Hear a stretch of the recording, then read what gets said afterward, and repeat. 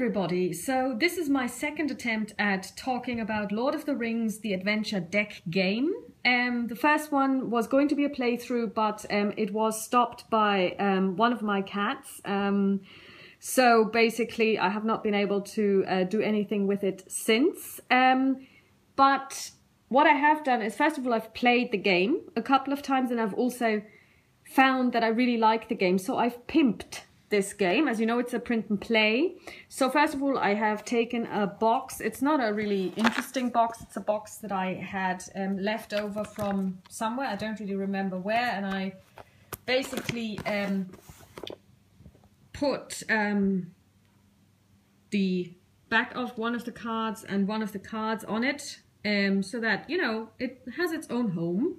I also, those of you who have seen some of my other videos will know that I really like pimping my games. So I have basically sleeved all of the cards. So when I play them, there is a nice feel. I printed them out on cardstock, not on normal paper.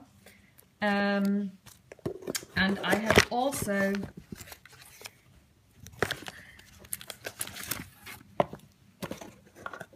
gotten myself some tokens from my Descent first edition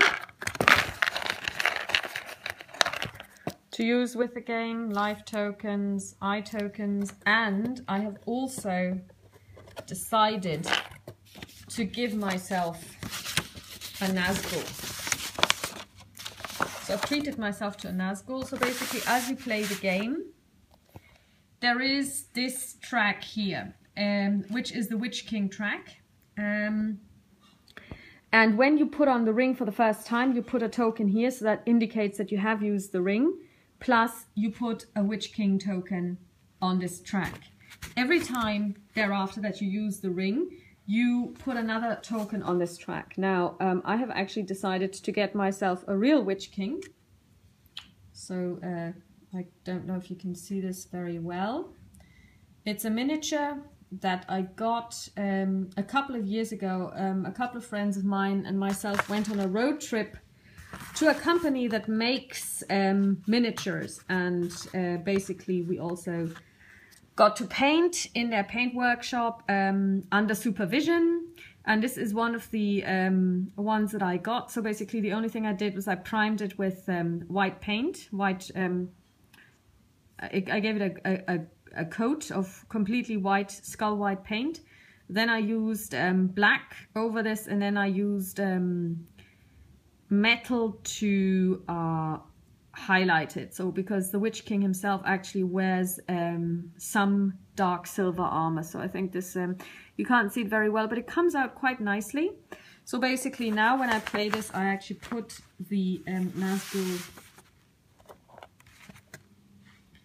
on the track, and then I just advance this figure along the track instead of adding tokens. So I have played the game several times since I did my initial video, and I have to say I absolutely love it. The mechanic is push your luck, so basically you really have to make a decision how lucky you feel today. And to keep moving through a deck of, I guess, around 50 cards on a turn track of 25, when to rest, when to use certain gimmicks or equipment that you get during the game. My win-loss rate, I think, is about 90% losses, but, and I said this when I did my video on the Dawn of the Zeds, it just feels great.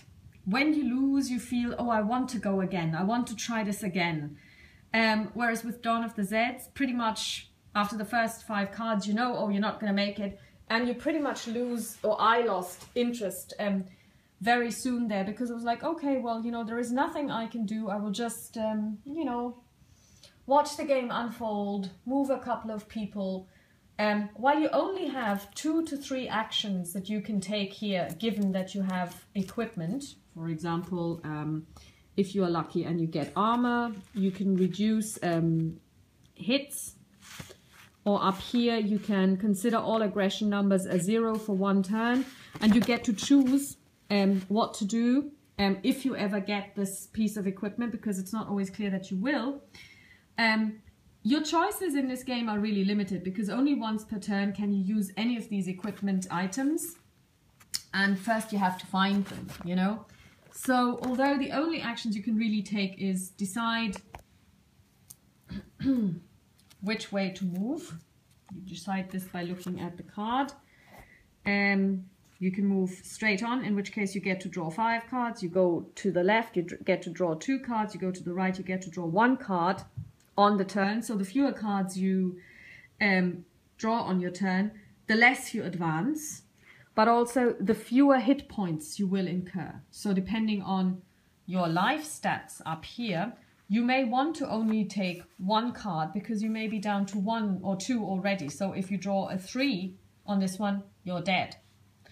And the more cards you draw, the more likely it is that you will actually lose all of your life points. So you don't have that many decisions, you don't have that many actions you can take, but each time you feel you're making a meaningful choice. And you're making a choice that is driving this story forward. And I like first of all, I also like the artwork. It's all from the movies. So basically this is the Riders of Rohan, the Rohirrim. Here you've got Gollum. I love this Witch King image. It's beautiful. And I printed them out on my own printer. So the originals are even more beautiful. So basically it's not the high quality that you would get if you had a high-end printer. I only have a Canon color printer, which is enough for me, but the originals are still much better quality. So here you've got Treebeard, we have of course Aragorn, we have Caradhras, the mountain path, the Gladden Fields, the Dead Marshes, a beautiful and very eerie scene in the movie. Everyone who has ever seen this. And when I was in New Zealand, actually, I saw a place that looked like the Dead Marshes, and on the day we were traveling there, the rain was coming down and coming from all sides, and there was water bubbling up. It was marshland, and it looked like the Dead Marshes, and I thought, okay, well, this is probably, or could be where they made the film, or this part of the film, until I learned that actually the Dead Marshes were done on the backlot in Wellington, New Zealand, so they didn't really film that on location. Here you've got Faramir, you've got Gimli, of course, we have Arwen somewhere as well, can't find her, Shelob's Lair, and again, the fact that this looks kind of weird is just the printout. The actual original looks much nicer. We've got my friend Boromir, Legolas, of course, and of course we've got Sauron. I mean, really beautiful artwork, and this is a print and play that you can get for free. You know, the only investment on your end is to buy the ink and the paper. And you just basically play through this deck, seeing as you don't always see every single card on every single playthrough. It's different every single time, and the few choices that you have are all meaningful, and you always have the feeling you are driving the story yourself. Although this is card driven, you feel you drive the story rather than the cards drive you. So for a print and play game, I mean, honestly, I don't know why nobody has picked this up. I mean, you know, this would be something that Z-Man card games could bring out for, like, I don't know, 10 euros in a nice tin box. You know, it would be brilliant. I mean, I would buy this. If somebody brought this out in like one of those tin boxes that they sell on Nyramen, I would definitely buy this. It's a great game. So thanks very much for listening. Thanks very much to Marco for actually pointing this game out to his audience in one of his videos. I would never have come across it because I'm not a fan of print and play, because quite often when I look at print and play games, I'm like, no. But this one is really good, and I encourage you all to go to Board Game Geek and download it. Okay, bye!